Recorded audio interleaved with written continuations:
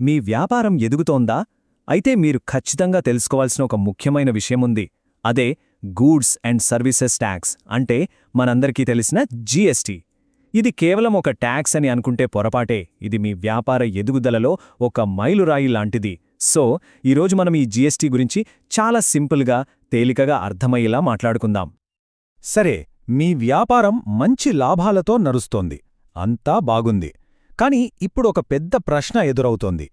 GST registration చేయించుకోవాల్సిన time వచ్చిందా, నా business ఆ స్టేజ్కి చేరుకుందా అని చాలామందికి డౌట్ ఉంటుంది.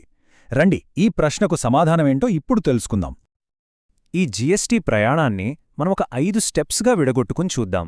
అప్పుడు చాలా ఈజీగా అర్థమవుతుంది. ఫస్ట్, అసలు రిజిస్టర్ చేసుకోవాలా వద్దా? ఒకవేళ చేసుకోవాలంటే దానికి ముందు మనమే హోంవర్క్ చేయాలి. రిజిస్ట్రేషన్ అయ్యాక ప్రతీ నెల మన రొటీన్ ఎలా ఉంటుంది, అలాగే బిజినెస్ పెరుగుతున్న కొద్దీ పాటించాల్సిన రూల్స్ ఏంటే, చివరిగా మనం ఎప్పుడూ గుర్తుపెట్టుకోవాల్సిన కొన్ని కీ పాయింట్స్.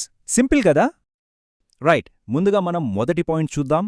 అసలు ఎవరు జీఎస్టీ రిజిస్ట్రేషన్ చేసుకోవాలి, ఎప్పుడు ఇది తప్పనిసరి అవుతుంది, ఈ విషయాన్ని క్లియర్గా అర్థం చేసుకుందాం.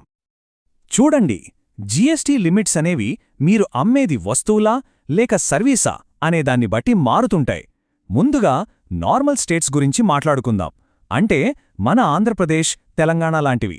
ఇక్కడ మీరు వస్తువులు అమ్ముతుంటే మీ సంవత్సర టర్నోవర్, అంటే మీ మొత్తం అమ్మకాలు 40 లక్షల దాటితే ఖచ్చితంగా రిజిస్ట్రేషన్ చేసుకోవాలి.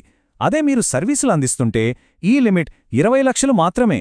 మరికొన్ని స్పెషల్ కేటగిరీ రాష్ట్రాలుంటాయి, అంటే ఈశాన్య రాష్ట్రాల లాంటివి.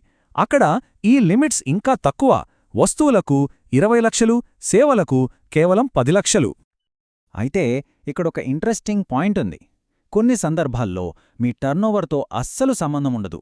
₹1 అమ్మినా సరే మీరు జీఎస్టీ రిజిస్ట్రేషన్ చేయించుకోవాల్సిందే. అవేంటంటే, మీరు ఒక రాష్ట్రం నుంచి ఇంకో రాష్ట్రానికి సరుకులు అమ్ముతున్నా, లేదా అమెజాన్, ఫ్లిప్కార్ట్ లాంటి ఆన్లైన్ ప్లాట్ఫామ్ల ద్వారా సేల్ చేస్తున్నా, ఇలాంటి కొన్ని కేటగిరీస్లో టర్నోవర్ లిమిట్ అనేది వర్తించదు. ఇది చాలామందికి తెలియని విషయం, సో జాగ్రత్తగా ఉండాలి. సరే, రిజిస్ట్రేషన్ చేసుకోవాలి అని డిసైడ్ అయ్యారు, గుడ్. కానీ అప్లై చేసే ముందు మనం కొంచెం హోంవర్క్ చేయాలి. ఆ ప్రిపరేషన్ ఏంటో ఇప్పుడు చూద్దాం. పెద్ద కష్టమేం కాదు, జస్ట్ ఒక 3 సింపుల్ స్టెప్స్ ఫాలో అయితే చాలు. ఫస్ట్ స్టెప్, మీరు అమ్మే ప్రతి వస్తువు, మీరు అందించే ప్రతి సర్వీస్ని ఒక లిస్ట్ రాసుకోండి. స్టెప్ 2, ఆ లిస్ట్లోని ప్రతి ఐటంకి కరెక్ట్ హెచ్ఎస్ఎన్ కోడ్ లేదా ఎస్ఏసి కోడ్ ఏంటో కనిపెట్టాలి. హెచ్ఎస్ఎన్ అంటే వస్తువులకి, ఎస్ఏసి అంటే సర్వీసులకి. ఇక లాస్ట్ స్టెప్, ఆ కోడ్కి ఎంత జీఎస్టీ రేట్ వర్తిస్తోందో తెలుసుకోవాలి. అంతే. అసలు ఈ హోంవర్క్ ఎందుకు ఇంత ఇంపార్టెంట్ అంటారా?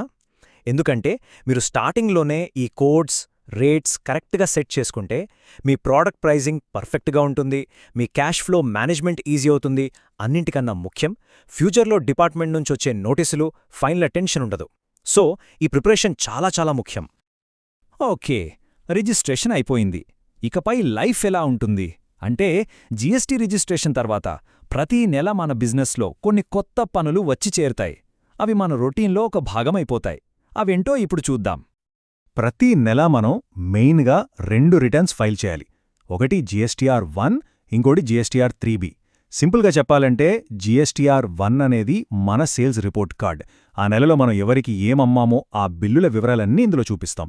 ఇక జీఎస్టీఆర్ 3B అనేది ఒక సమ్మరీ లాంటిది. అంటే మనకు మొత్తం ఎంత ట్యాక్స్ వచ్చింది, మనం కొనుగోళ్ల మీద ఎంత ట్యాక్స్ కట్టాము, ఈ రెండింటిని సెట్ ఆఫ్ చేశాక ఫైనల్గా గవర్నమెంట్కి ఎంత కట్టాలి అనే ఫైనల్ లెక్కనమాట. ఇక్కడ చాలామంది చేసే ఒక పెద్ద తప్పు ఏంటంటే, ఈ నెలలో సేల్స్ ఏం లేవు కదా, రిటర్న్ ఫైల్ చేయక్కర్లేదులే అనుకోవడం. అది అస్సలు కరెక్ట్ కాదు. మీ బిజినెస్ జరగకపోయినా నిల్ రిటర్న్ ఫైల్ చేయాల్సిందే. లేదంటే రోజువారీగా పెనాల్టీలు పడతాయి, అంతేనా? కాదు, మీ కస్టమర్లకు ఐటీసీ రాదు, మీరు ఈవే బిల్స్ జనరేట్ చేయలేరు, చివరికి మీ జీఎస్టీ నంబర్నే సస్పెండ్ చేసే అవకాశం కూడా ఉంది. సో చాలా జాగ్రత్త. సరే, నెలవారీ పనులు చూశాం. మరి మన బిజినెస్ పెరుగుతున్న కొద్దీ ఏమవుతుంది? మన టర్నోవర్ పెరిగే కొద్దీ జీఎస్టీ బాధ్యతలు కూడా పెరుగుతాయి. అవేంటో చూద్దాం. దీన్ని ఒక నిచ్చెనలా ఊహించుకోండి.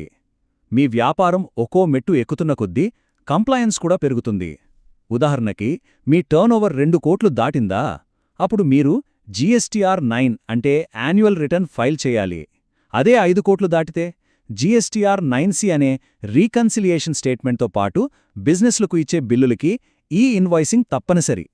ఇక 10 కోట్లు దాటితే ఇన్కమ్ ట్యాక్స్ యాక్ట్ ప్రకారం ట్యాక్స్ ఆడిట్ కూడా చేయించాల్సి రావచ్చు. సో గ్రోత్తో పాటు రెస్పాన్సిబిలిటీ కూడా పెరుగుతుందన్నమాట. సరే, ఇక చివరి సెక్షన్కి వచ్చేశాం. ఇక్కడ మనం కొన్ని చాలా ముఖ్యమైన రూల్స్ గురించి మాట్లాడుకుందాం. ఇవి మన కంప్లయన్స్కి పిల్లర్స్ లాంటివి. జీఎస్టీలో ఉన్న అతిపెద్ద బెనిఫిట్ ఏంటంటే ఇన్పుట్ ట్యాక్స్ క్రెడిట్, అంటే ఐటీసీ. సింపుల్గా మనం బిజినెస్ కోసం కొన్న వాటి మీద కట్టిన ట్యాక్స్ని వెనక్కి తీసుకోవడం. అయితే దీనికి కొన్ని కండిషన్స్ ఉన్నాయి. 1, ఆ కొనుగోలు కేవలం బిజినెస్ కోసమే అయ్యుండాలి. 2, మీకు సరుకు అమ్మిన సప్లయర్ తన జీఎస్టీ రిటర్న్స్ సరిగ్గా ఫైల్ చెయ్యాలి. 3, ఆ బిల్లు మీ జీఎస్టీఆర్-2బీ స్టేట్మెంట్లో కనిపించాలి. ఇవి చాలా ముఖ్యం. పర్సనల్ ఖర్చుల మీద ఐటీసీ అస్సలు క్లెయిమ్ చెయ్యలేరు. చిన్న వ్యాపారాలకి ఒక ఆప్షన్ ఉంటుంది. అదే కాంపోజిషన్ స్కీమ్. ఇదొక ట్రేడ్ ఆఫ్ లాంటిది. ఇందులో కొన్ని ప్లస్లు, కొన్ని మైనస్లున్నాయి. ప్లస్ ఏంటంటే ట్యాక్స్ రేట్ చాలా తక్కువ, ఫిక్స్డ్గా ఉంటుంది. రిటర్న్స్ ఫైలింగ్ కూడా సింపుల్. కానీ మైనస్ పాయింట్స్ ఏంటంటే మీరు ఐటీసీ క్లెయిమ్ చేసుకోలేరు, మీ కస్టమర్లకు ట్యాక్స్ బిల్ ఇవ్వలేరు, ఇంకా ఆన్లైన్లో అమ్మకాలు చేయలేరు. సో మీ బిజినెస్కి ఏది సెట్ అవుతుందో చూసుకుని నిర్ణయం తీసుకోవాలి. జీఎస్టీలో ఉన్నప్పుడు కొన్ని డాక్యుమెంట్స్ చాలా పక్కగా మెయింటైన్ చేయాలి. అవేంటంటే మీ sales, purchase bills, debit, credit notes, సరుకు రవాణా కోసం వాడే ఈవే బిల్స్, మీ స్టాక్ రిజిస్టర్, ఇంకా ఐటీసీకి సంబంధించిన రికార్డ్స్. ఈ రికార్డ్ కీపింగ్ అనేది చాలా ముఖ్యం. ఫ్యూచర్లో ఏ ఆడిట్ వచ్చినా ప్రాబ్లం ఉండదు. ఫైనల్గా చెప్పేదొక్కటే, జీఎస్టీ కంప్లయన్స్ని ఒక భారంగా చూడకండి. మంచి కంప్లయన్స్ అనేదే మంచి వ్యాపారానికి పునాది. రూల్స్ ఫాలో అయితే మీ బిజినెస్కి పారదర్శకత వస్తుంది, కస్టమర్ల దగ్గర నమ్మకం పెరుగుతుంది. గుర్తుంచుకోండి, జీఎస్టీ అనేది 100 మీటర్ల పరుగుపాంద్యం కాదు, ఇదొక మ్యారథాన్. ఇది నిరంతరం నేర్చుకుంటూ అప్డేట్ అవుతూ ఉండాల్సిన ప్రయాణం. మరి ఈ ప్రయాణంలో మీ వ్యాపారం కోసం మీ తర్వాతి అడుగు ఏంటి?